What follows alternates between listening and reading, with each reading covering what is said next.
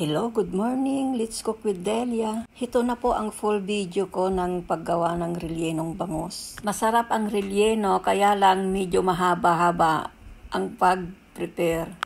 Tara, samahan ninyo ako. Una sa lahat, after kong naalis yung sang at intestines, hinugasan kong maigi. Pinutol ko muna yung bones doon sa may buntot. Then, gamit ko yung spatula para ihiwalay yung skin sa meat. Tapos, hilahin lahat ang mga laman.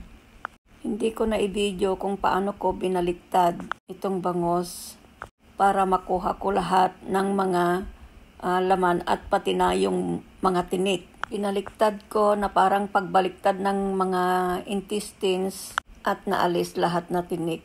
At sa tulong ng kutsara, nakuha ko lahat, naside lahat, kaya tiyaga lang. Pagkatapos maalis yung flesh ng bangus, pigaan ito ng isang lemon at lagyan ng konting soy sauce. I-marinate habang gagawin natin yung next procedure. Then sa isang kaserola, naglagay ako ng konting tubig at i-steam na natin itong flesh at bones ng bangus. About 5 minutes.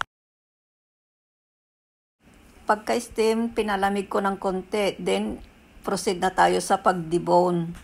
Dahil alam nating pinakamatinik na isda ang bangus, kaya dahan-dahan, iniisa-isang kapain para makuha lahat ng mga tinik. Medyo mahirap, pero kung love mo talaga ang pagluluto, kung passion mo talaga ang pagluluto, enjoy mo na lang. And sabi nga ni Kamangyan, go for the gold. 1 oras mahigit ata akong nag-debone dyan. Nag-live ako kahapon. Kaya ito ngayon pinagsama-sama ko na hanggang nung niluto ko na. Haya, natapos din. At igisa na natin sa bawang sibuyas. Nag-cubes ako ng patatas, carrots, red bell pepper, isang kamatis. Nilagyan ko na lang ng isang nor cubes. Sinahog ko na yung meat ng bangus at yung green peas. Pinalamig ko muna yung mixture, then nilagyan ko ng 4 na itlog. Bali, yun ang mag-hold sa mga meat para hindi masyadong buhaghag. Isiniksik ko lahat, pati na doon sa may ulo. Pagkatapos nun, nilagyan ko pala ng barbecue stick sa bunganga ng bangus. Then, sa tulong ni Balaing Erna, binalot namin na dahon ng saging bago iprito.